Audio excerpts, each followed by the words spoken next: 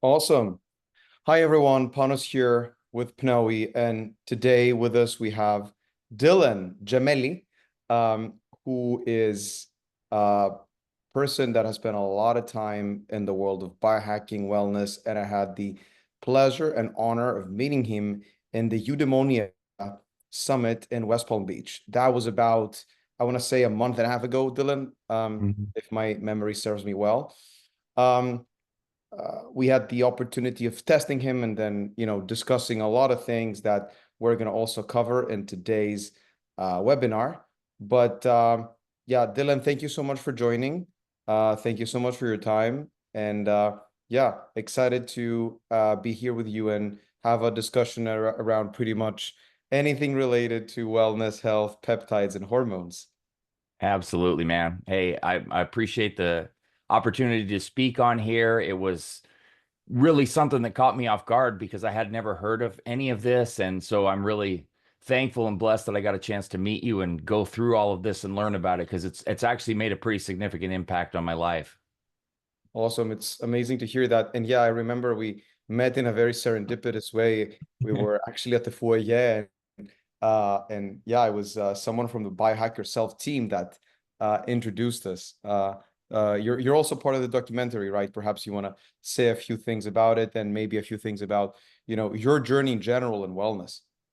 Yeah, the documentary is a massive event. That's the Lolly Productions. That was Anthony Lolly that introduced It was us. Anthony. Yeah, it was Anthony Yeah, that introduced us. Yeah. over at the coffee the Yeah. coffee area by all places. But it's a big event. It's the A4M, which is like one of the biggest events of the year as it is. And then they're doing the documentary that Sunday. It's a big red carpet event, so it's going to be something really huge. I'm really thankful to be a part of. There's like some of the biggest names in biohacking are going to be there, so it's a huge opportunity and something that is really done to help further like the cause, to help people to understand things that are going on, different ways to improve their health and wellness. This isn't like some, Hollywood red carpet event. This is an event that's really put on to help others and to showcase health and biohacking. So it's something I'm really looking forward to and really excited because, my whole goal here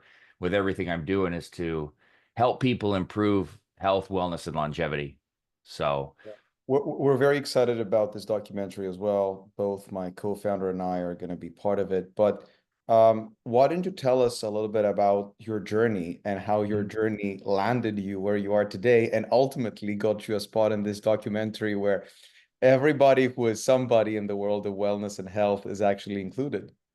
it's wild because, I've told you this a little bit, but I started back in 2010, Hmm. 2011, and there really wasn't anybody that was a so-called influencer. Hmm. And so I was approached by a supplement company that I was marketing for and working for, and they wanted me to start doing YouTube videos about steroids. And nobody was talking about this at the time. And I thought, well, I mean, I'm not doing anything illegal. And Hmm. so whatever, let's do it. So I was fully educated and I just kept educating. Well, along those lines, I was then introduced to SARMs and peptides, and that was more of an underground research chemical market. And so I was way ahead of the curve with peptides, especially, where they became more mainstream and like, around COVID time, a little bit before that, in terms of like practitioners utilizing them and, starting to see anti-aging clinics write out prescriptions for them. So throughout this time period, I have just grown my channel and my following with all of the content that I've put out. Now, mind you, some of the bodybuilders and the bros aren't super happy with me because I practice the, I would say, more conservative approach where I'm looking more towards the long term and the health and the wellness and really discouraging people from steroid use, but helping them if they are going to do it. That's what I was doing. And, along the way, that doesn't go over well because people want quick results. They don't care about tomorrow, a lot of the bodybuilders, not all of them, but most of them. So that brought me to culminating at being invited to speak at the Mr. Olympia this year with, doctors, practitioners, and I don't have the MD after my name. I have over 10 NASM certifications in anywhere ranging from certified personal trainer to diet and nutrition expert. And they have a ton of different things. I have like UFC training and all of these different, certifications you can get. But if, it got to that certain point where I felt like, wow, I've reached a pinnacle. I was invited to speak at Mr. Olympia's 60th anniversary with doctors, practitioners, and they're welcoming me there, and we're having conversations. But there's still something just missing, I guess. I mean, I can't imagine that my life and all of this knowledge was being put here to talk about steroid use and SARMs and peptide use, but there has to be a means to this. When I got home, I was flying high. I was like, oh my gosh, this was amazing. And I got COVID and I was so down, and I'm very spiritual. So I just kind of turned it over to God. And I said, look, I don't know why I got sick and why I can't work now after I have all this momentum, but just tell me. And during that time period, and I started to read and learn a little bit more about certain things because I was sponsored at Mr. Olympia by a company called StemRegen, who was in this biohacking space. So then I came back across Anthony, who I had, met several months ago. And I'm telling you, before you know it, I started doing nothing but reading this whole time I was sick. And instead of being pouting and depressed and feeling sorry for myself, I just read and I learned, and I started networking on Instagram. And, I built my Instagram up. I've got over 1.5 million followers. So it's significantly large. And I'm telling you, man, before you know it, I'm being invited to conventions. My podcast is booked out through March. And then I finally realized this was what I was supposed to be doing the whole time. And I've been prepared and getting ready for this the whole time. And so what I found is everything I've been doing all these years really pertains to biohacking, and we can get into the definition of that. But all of the things and the traits and the characteristics and my beliefs, they're biohacking techniques. And I have so much to offer that I haven't been giving. Well, now I have the platform built, and now I've got the people that want to come and do it. So that's all I'm trying to do. And, running into somebody like yourself and getting to network with people, it's been unreal. And it's like been 0 to 1 million in less than a month. So I don't know how far this is going to go, but it's insane right now. And I'm loving every second of it. I'm sure it's going to go far.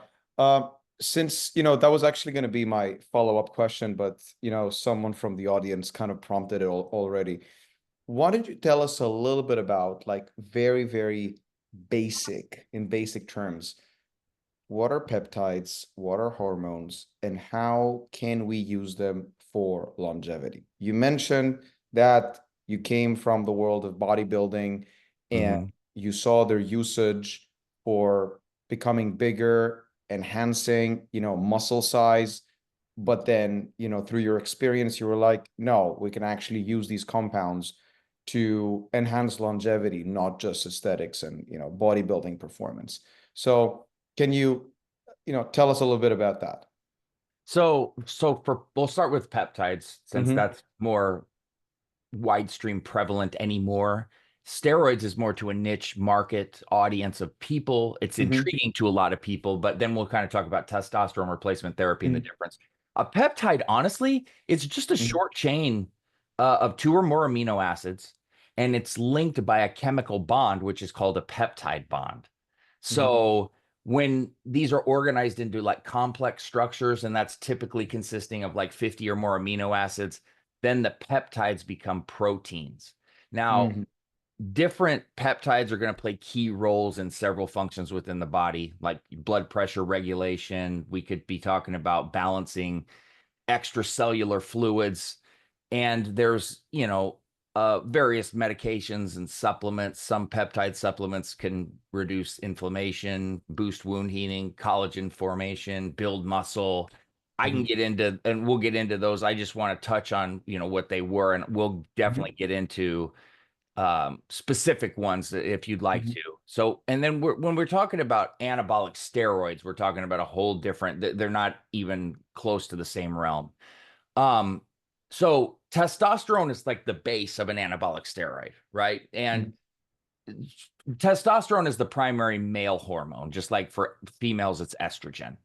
So when you're taking testosterone injections, it's exogenous, meaning it's a synthetic form of what your body's naturally producing, correct?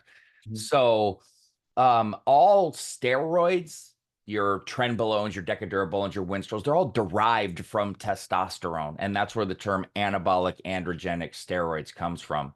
So anabolic just means tissue building, mainly muscle. And then androgenic is referring to a group of sex hormones that are called androgens. All right. Now, testosterone is the main androgen, and it stimulates the development of male characteristics.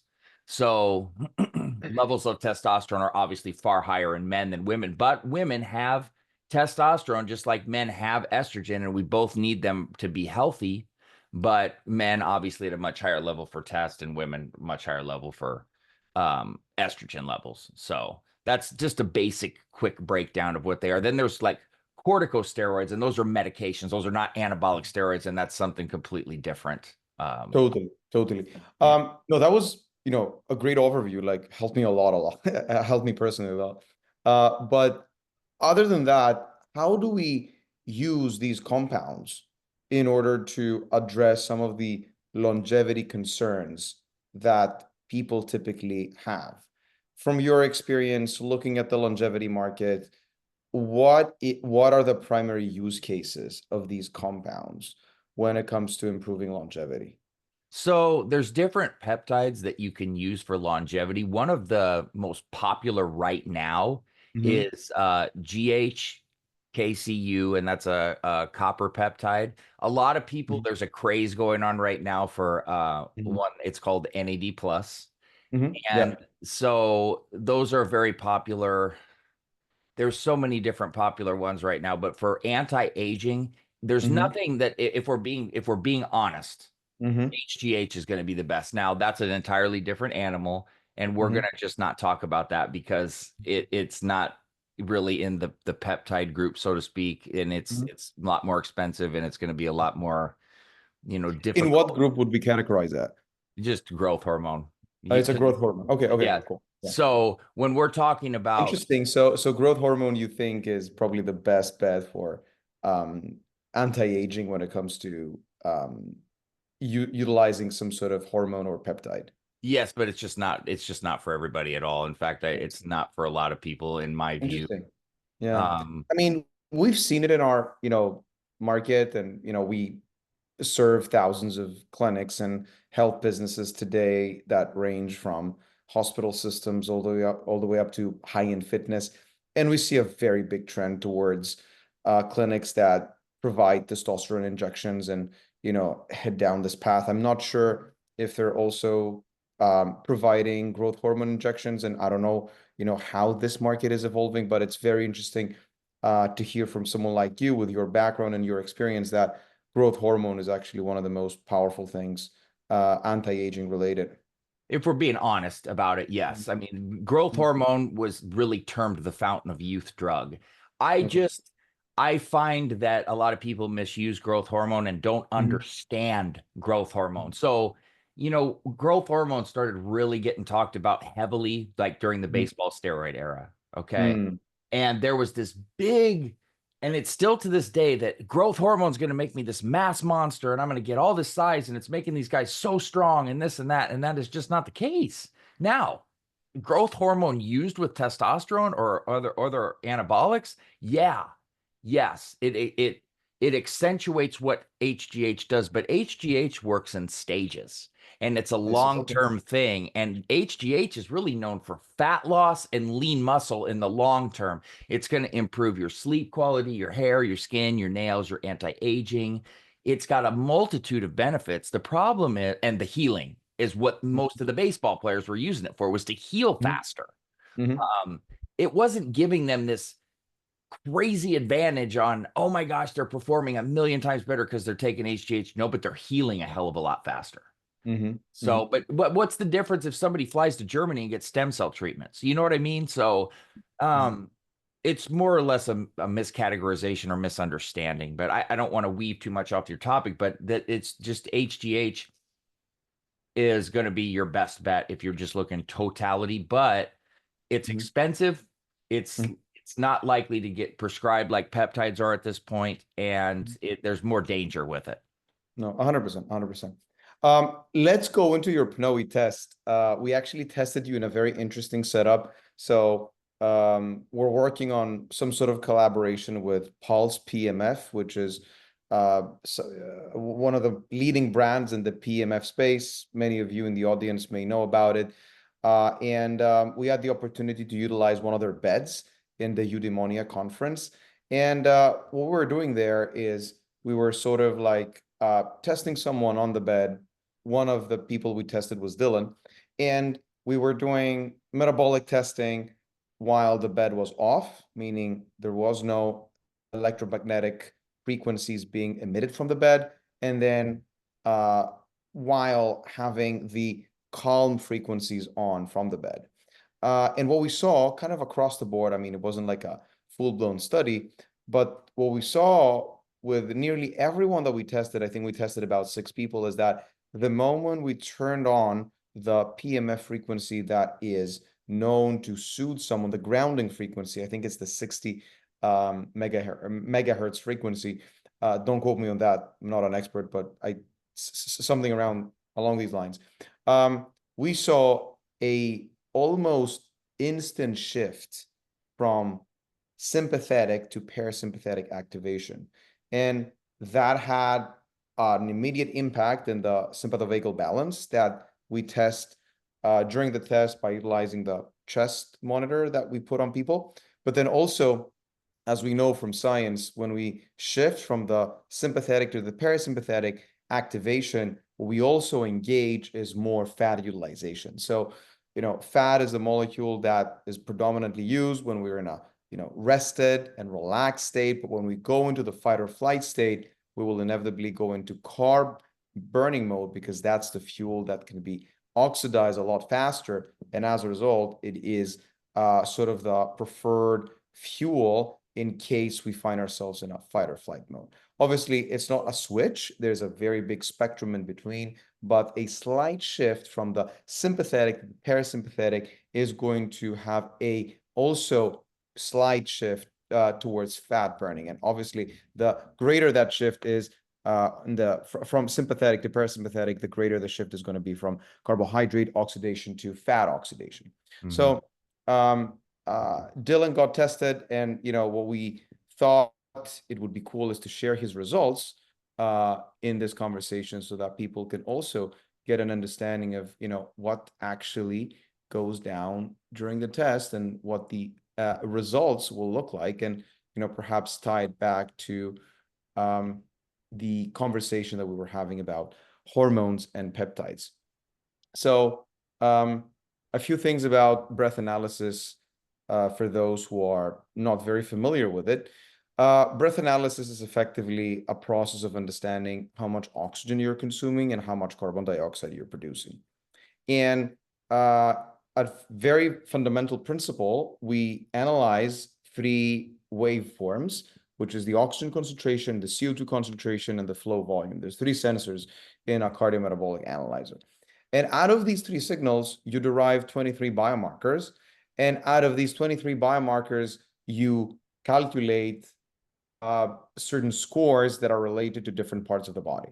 And these parts of the body predominantly have to do with the lungs, the heart, and the cells. This is what we refer to as the oxygen chain, because these are the main systems that participate in oxygen delivery and carbon dioxide clearance. Now, in addition to these systems, however, the way you breathe is also going to heavily impact how the nervous system is functioning, how blood delivers oxygen across the body. And because brain is the most metabolically sensitive organ, meaning that it is going to react very abruptly to changes in oxygen delivery, the way your mind works is also very heavily affected by the way your breathing works. And so this is kind of an introduction around the different things that you can measure by doing a resting breath test with a device like PNOE. And what we found in the case of Dylan here is that, you can see there's like color coding. So it's very obvious to see where there's work to be done and where he's actually doing quite well. At first glance, you can see that the breathing component needs some working, and then the fact that the breathing is deregulated to some extent is causing certain issues with the sympathetic and parasympathetic activation, as well as oxygen delivery. However, let me also mention that, Dylan, I think you were sick, or I had just come off COVID like a week yeah, before, so yeah, that's probably certainly part of that. yeah, definitely. So, people that have some sort of impact from, say, a viral infection or a toxic infection, people here in Florida, where I live, very frequently get toxic mold infections. These kinds of external factors can cause significant issues with your breathing that may look like they are permanent problems. Obviously, they're not. When the viral infection or the toxic infection go away, then we expect to see the scores going upwards. But the snapshot that we see here is that at that particular point in time, Dylan was not breathing as he should have been breathing. And that is reflected by lung utilization, meaning that he's not utilizing his lungs enough. Also, his breathing patterns are not ideal, and abnormal breathing patterns are going to negatively impact the sympathetic and parasympathetic activation, as well as blow off more CO2 than he should have been blowing off. And that causes an issue with oxygen delivery, because CO2 is one of the most powerful substances in the body that enable oxygen to leave the bloodstream and enter the cell. If we don't have enough CO2 in the blood, we're not going to enable oxygen delivery into the cell. A lot of people tend to think of CO2 as a byproduct that is just, waste that we need to blow off. But in fact, it's actually considered one of the most powerful hormones, quote unquote, because it enables oxygen to enter the cell. And when you cause something in the body that is going to deregulate the CO2 balance in the blood, that is going to have an almost immediate impact in how efficiently oxygen is being delivered across the body. On the flip side of things, though, if we look at his metabolic component, which is, what is happening down to the cells, right? As far as the cells go, like, we sort of analyze three different attributes. We analyze how many calories Dylan's cells are burning, and Dylan has a history of being very active.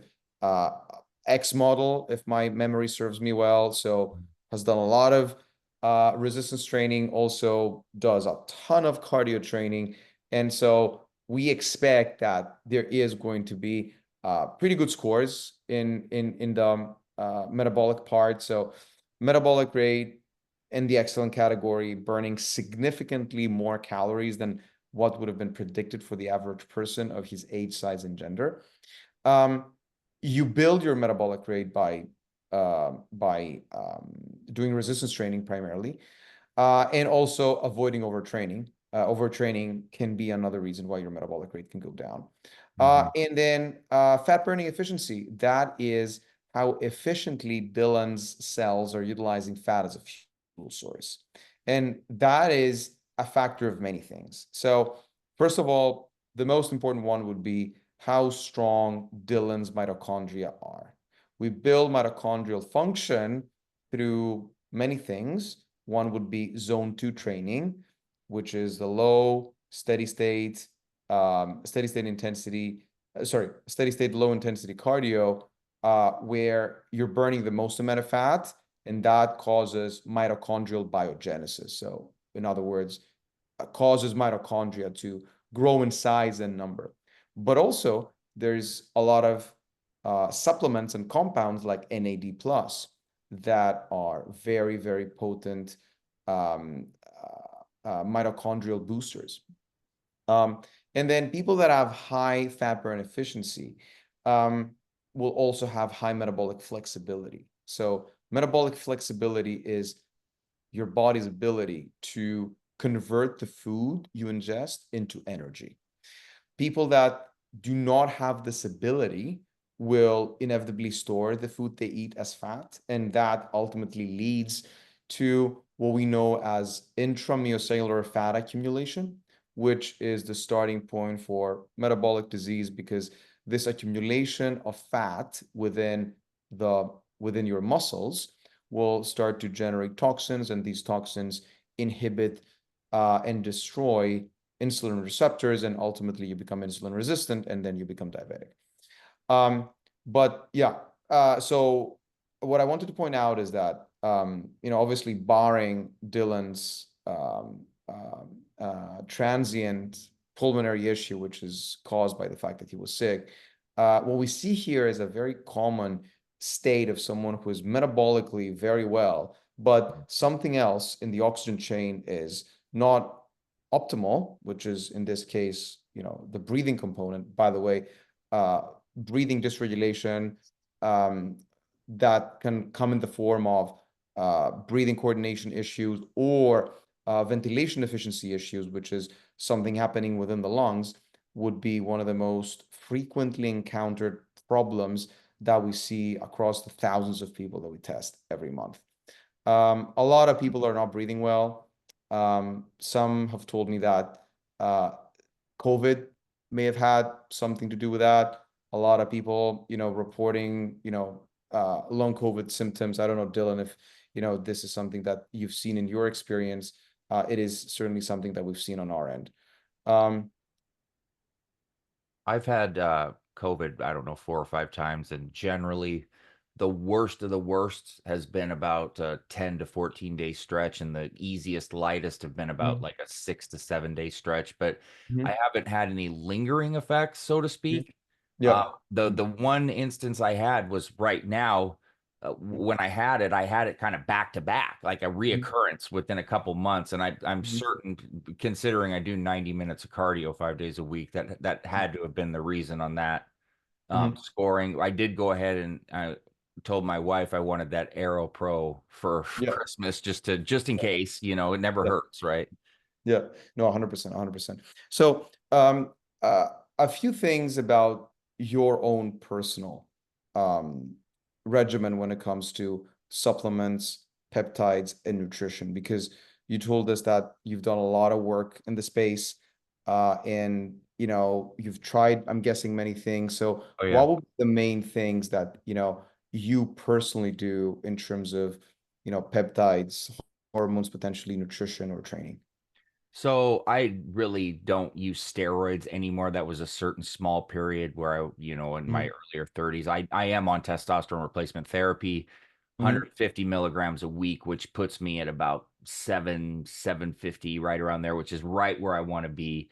In terms of peptide use, I'll tell you what I'm a fan of. For me, ipamorelin and tesamorelin seem to do quite well for what I want, which is cutting but still building lean muscle. I am getting ready to start the 𝐤𝐴HKCU copper peptide I talked to you about for the anti-aging, and I'm getting ready to start epitalon for it's epitalon and DSIP, which is delta sleep inducing peptide. Those are for regulating sleep. I was having a little bit of trouble. It seems to be correcting itself because I overdid the blue light glasses and it threw my circadian rhythm off, but that was my fault. But the top selling ones, and one of my favorite. In what sense? Because I want to try them. Oh, dude, I didn't take them off. Like, if you don't take them off and you don't get any blue light, it can throw your circadian rhythm off. And how are you supposed to use them? Like, are you supposed to wear them like during a set period during the day, or how does it work? So optimally, you would get up every morning and go out for a morning walk and get some vitamin D in your eyes, and then get a little bit of blue light throughout the day. But I'm behind a computer screen a lot of the day. And so I had it in my head, oh, I better wear these all day because I'm getting all this blue light. Well, I never took them off. And then I was even wearing them out and about, and it can, if you look it up, I did some research on it, it can have a backward effect, and that's what happens. So wait, because I'm actually a very big proponent of sunset and sunrise viewing. So when you're doing sunrise viewing, or like you're exposing yourself to sunlight within 20 minutes after you wake up, according to Andrew Huberman, are you not supposed to be wearing these glasses, or are you supposed to be wearing these glasses? No, you're not supposed to be wearing them. Exactly. Okay, so I'm doing it right. Cool. Yeah, so when are you supposed to be wearing these glasses? Optimally, you're getting the sunlight, you need to get the sunlight. Yeah. Personally, I have felt that actually wakes me up 100 times more powerfully than any coffee, any matcha, or Yeah. anything. Actually, if Oh, I don't get out to expose my eyes to sunlight, there's no way I'm starting meetings. There's no way I'm doing anything. no. I'm Yeah. having the matcha right now. Now, ideally, you wouldn't have coffee for about 90 minutes after you got up. You'd let your body warm up and get going, start off with the walk, kind of Mm. get yourself going, drink a bunch of water, then have your coffee. And that's kind of Yeah. I used to do the get up, start Yeah. brewing the coffee. I don't do Yeah. that anymore at all. And I Yeah. feel way But you were better. in Italy, right? You have an excuse because Yeah. the coffee is so good there. So Oh, dude. I'll tell you what, just a side note, when you're in Italy, man, and like when I was modeling, you'd have these times where you'd want to go get a re-up on your cell card, like your cell phone card, for example. Man, they're yeah. just sitting there they're locked up at random hours of the day because they're out in the cafes having espresso all day and they just don't care, and it's just like, okay. Yeah, yeah. It's actually a big surprise to me that this continent is still working. But anyways, uh, So awesome, cool. We real have quick, quite a few. the Yeah, BPC sorry, go ahead. 157 is the most popular peptide, and BPC 157 is known for healing. It's Mm-hmm. called body protective compound. It is by far the most popular. Mm-hmm. It's best stacked with TB 500, which is Mm-hmm. a part of thiamine beta 4. And Mm-hmm. so those two together really Mm-hmm. are the power stack. I use a gel myself, but it injects right into, like, so for instance, I have a bad tennis elbow. I would inject it right into the injury area, and Mm-hmm. it's great for Mm-hmm. wound healing, injuries, helping with any sort of like leaky gut, any kind of gut Mm-hmm. issues. It's Mm-hmm. powerful. Awesome. No, we'll take a note of that. And, what we're going to do is we're going to compile a document with all the recommendations from you and have it available along with a recording of this discussion. I see a question here from someone asking whether this session is going to be recorded. Yes, all of our webinars are recorded and can be found online on our YouTube channel, PNOE Analytics. We have some questions from the audience. Let me just answer them one by one. What exactly is a peptide? I think we covered that. Um, and then what is the difference between NAD plus and HGH? Dylan, you want to take that? Well, I mean, HGH is actual human growth hormone, which is, Mhm. the actual hormone itself. It's not a precursor or anything of the Mhm. sort. It is, it. You know what I mean? And everything else. So, and not to weave off, but like a lot of peptides are GHRP, which is growth releasing hormone peptides, meaning they actually release growth hormone, but it is an actual exogenous growth Mhm. hormone. Mhm. So, um, NAD is really not even the same thing as human growth hormone is, so to speak. It's You it's can think of NAD as an enzyme that is a yes. catalyst for uh, a lot of metabolic processes that take place within the cell. It, So if you think about the process of breaking down nutrients like fats and carbohydrates, right? Um, there is something called the Krebs cycle, which is actually process that contains several different steps. And then NAD plus is sort of a catalyst. A catalyst in chemistry is a compound or a substance that enables something to happen. NAD plus is one of these catalysts that enable the cycle to take place. So, yeah, one is a very specific, hormone. The other thing is, a much more dedicated enzyme substance that exists in our cells and helps with metabolizing yeah, the I was gonna nutrients say. that we consume in order to generate energy. And it can Uh, help with DNA repair, hormone signaling, like inflammation, yeah. and Mhm. it can help with your circadian rhythm, cellular energy, I think we said. But yes, it's just I'm sorry, I was like thinking hormones. It's a coenzyme. So, like you Yeah. said, Mhm. that's it. I mean, they're totally different Yeah. concepts. What is the best expiratory training protocol? Ooh, that's a biggie. In the sense that, uh, as we were discussing earlier, there are multiple systems that you can analyze about the respiratory apparatus of the human person. So what we analyze with PNOE is, first of all, the respiratory mechanics. So how efficiently your lungs are expanding and contracting and how efficiently your diaphragm is going up and down.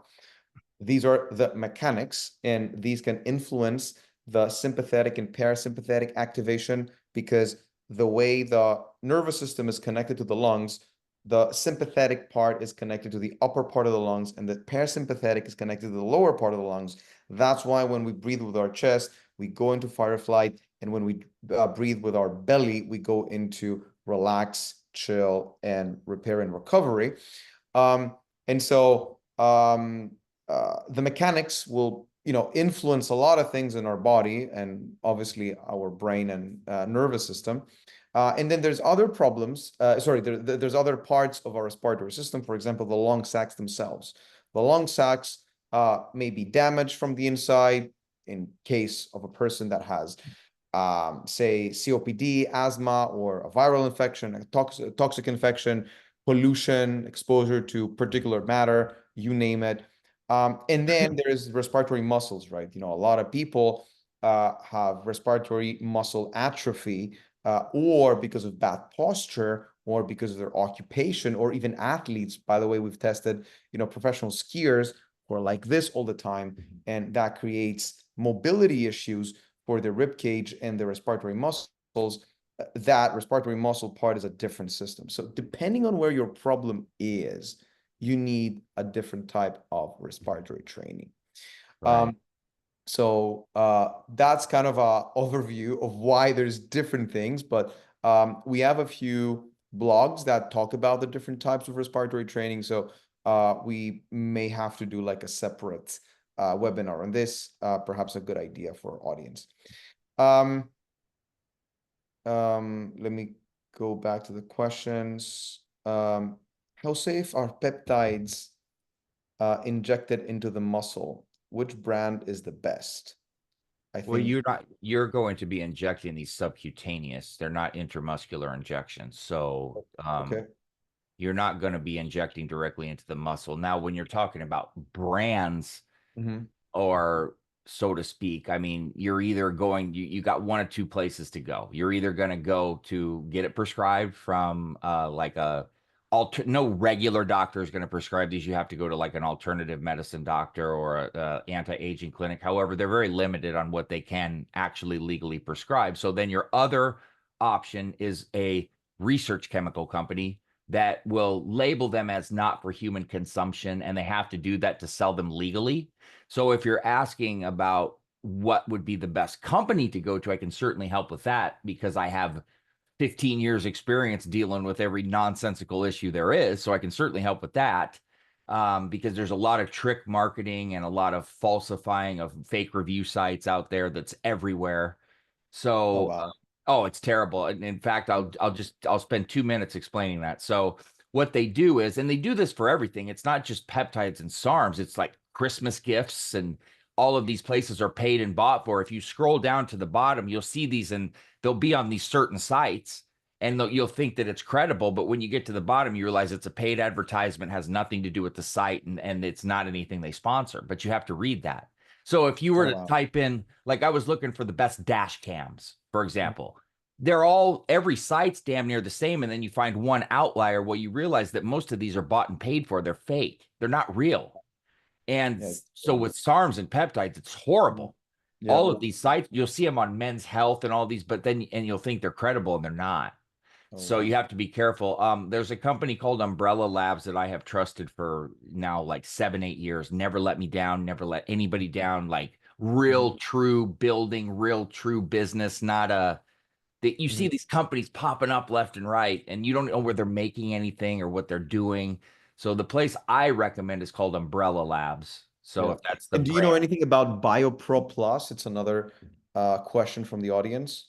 BioPro Plus, BioPro Plus. I have never heard of that. Sorry, Thomas, we haven't heard of that. And Revive. Revive, are these brands? Are these companies that they're asking about? I do not know, but perhaps, from what it seems, we need to have like a separate, discussion around the different brands and accessibility to these compounds. I think it's a Oh, very big. I see what. Okay, so BioPro Plus Mm, is, I just looked it up right now. So this is like they sell supplements here, it looks like. mm, So this is a different company. I'm not familiar with this company, so I'm yeah, certainly not going to make comments about a company I yeah. don't know anything about. No, 100%, 100%. So BioPro is something they have, and looks like they've got D3K2. I'd have to look into that more before I make any sort of comment. No, I think that was a very helpful like overview of what's out there and what people need to be aware Yeah, of. I mean, I'm not an expert in this space. I kind of know about peptides and hormone replacement therapy tangentially because a lot of our customers do it, right? hmm, But from what I understand, it is still a very much unregulated space, and yeah, that comes with pros and cons. There's the pro that you can be more free and be more creative with the treatments you're prescribing, but then you can run into the pitfalls of unreliable suppliers or perhaps even dangerous suppliers, and that can be yeah. harmful for human health. So certainly something to think about if you're a clinic owner and you want to go down the route. It is, from what it seems, a very important topic to consider when it comes to prescribing these kinds of compounds. But Dylan, I really wanted to thank you for joining me here today. I think we had a great discussion, and perhaps there is a follow-up discussion that we can do about a deep dive into the different providers, do's and don'ts when it comes to crafting entire plans, which Yeah. I'm talking about nutrition, training, and hormones plus peptides in order to optimize human health. So yeah, apparently it's a very big rabbit hole, and worthy of exploring it down the road. That's what I basically do. I mean, people hire me for hormone optimization. I monitor blood panels. I get their hormones in line. I create every type of cycle from, I do peptide SARM cycles, steroid cycles, supplement cycles, whatever people need. I do diet. I do everything of the sort. That's what I do. So, and I've been doing it for well over a decade. Awesome. And as far as anyone in the audience is concerned, and who's interested in learning more about PNOE or asking specific questions about the things that we discussed, I'm gonna uh, post here a link that you guys can use in order to schedule a call with someone from our team. You can, ask questions about how other providers are integrating PNOE into their practice. You can ask questions about how different longevity modalities can be recommended through the PNOE test, which is a very powerful way that some of our affiliates are utilizing PNOE in order to funnel people into, their practice and upsell some of their services. And then also, I think from what I understand, there's a lot of questions about peptides and testosterone and hormones in general. And so, if you guys have questions about these, please send them over. We have a pretty well stacked science team, and we're in touch with KOLs like Dylan. So this is actually food for thought for us to produce more content that is valuable to you guys, and answer questions that will help people make better decisions. So yeah, Dylan, thank you again for joining me here today. I look forward to seeing you in Vegas in Yeah. about a week from now. And by the way, the entire like a lot of the people from the PNOE team will be there. Awesome. And yeah, we are excited to meet a lot of our current customers, a lot of our future customers. Longevity Fest is really a fest. And yeah, Awesome, man. Well, I am happy to do this anytime that you want me back. You just let me know, and I'll always make some appreciate it. time for you, brother. Thanks, Dylan. Thank you everyone for joining. Have a good night. Bye.